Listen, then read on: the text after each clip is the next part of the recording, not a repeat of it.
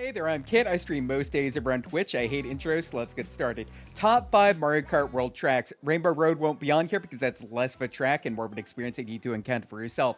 Before we start, there is an honorable mention. Boo Cinema. It has a killer concept with a haunted movie theater vibe.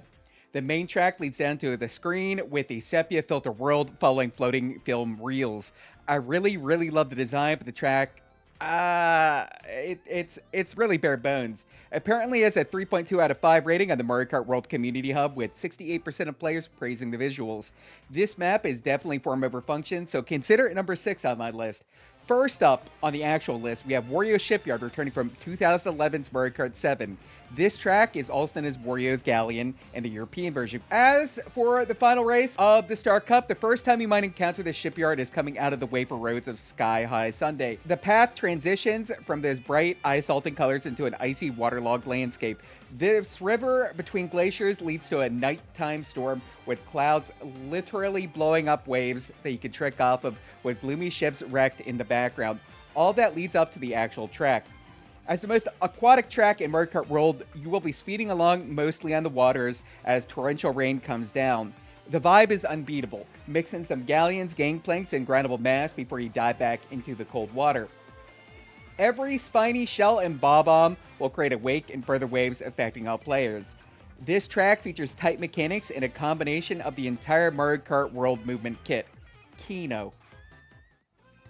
By the time you reach Great Question Block Ruins, you've already completed 4 other cups and maybe a few knockout tours. Maybe you've also spent some time in free roam, so you should already have a good mastery over some of the mechanics, being a few hours in, right? But no, you thought wrong. Welcome to the big leagues as the finale of Banana Cup. Launching into the sky from the previous track, you're greeted with an onslaught of brutal turns, drifts, and wall rides across bouncy clouds and vines. It'll take you a few attempts to get this one right, but it feels great. Great Question Block Ruins is the most aerial of the world tracks, and it shows.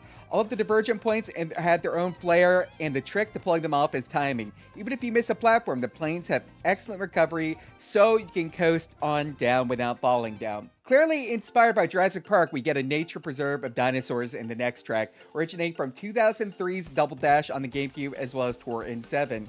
Dino Jungle is clearly a Cloud favorite. This track has the greatest amount of divergent points in all of Mario Kart, all sealed in a very tight 2 to 3 minute package. You start off with a 180-degree drift into the first option. Do you flip off of a Triceratops, or do you go around it? Then, do you grind up the Brontosaurus, or do you go along with one of the 2 other paths? With some fast movement tech, you can grind and then wall ride into the first shortcut, or you can avoid that entirely and boost off the center section in the nest. After the Tyrannosaurus frees itself in lap 2, it chases the player and other dinos around for the rest of the race. In lap 3, you will have to dodge all of these things stomping around, all the while listening to the upbeat xylophone-heavy Dino track, ramping up in speed. This is the tightest course in the game. While anyone can play it and it isn't too punishing, DDJ requires true mastery to consecutively get through every boost, drift, and shortcut. Now, do you remember Autumn Mountain from Paper Mario Origami King? This next track, Cheep Falls, has the same vibrancy and vibes as you ascend a mountain, only to ride rapids downstream back to the start. You start out on an incline with a few clean drifts through an Asian pagoda, and then after another drift, you'll reach a waterfall.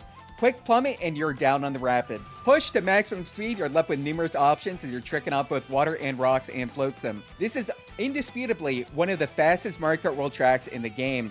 It can only be described as a roller coaster. The music slaps with the shamisen, festival drums, and electric guitars ramping up in the final lap. Mess up once, you'll be unceremoniously be wiped out by wave after wave of items. The heat and pressure of landing every trick, dodging every shell, and competing with 23 other people, it's fantastic. This is also Mario Kart World's most beautiful track, with a vibe thickened by vibrant red leaves and Asian flair. Now, I hope you brought an extra pair. You're going to need them. Bowser's Castle on World takes the cake.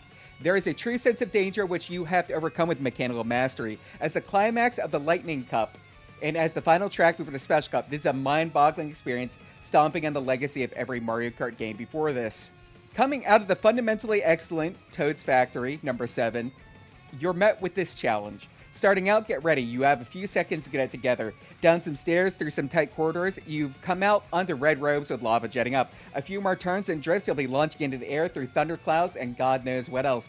Drifting up there, you see the jump, make it, and you'll be jetting through the jaws of Giga Bowser.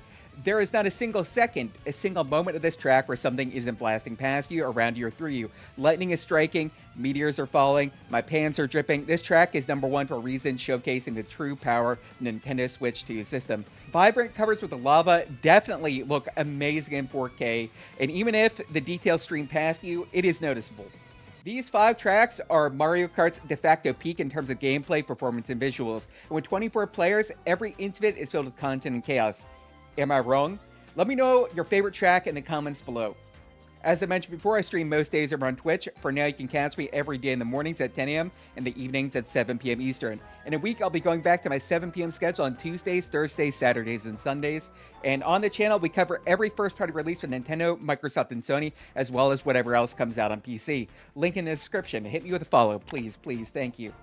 Otherwise, like and subscribe. Have a great day.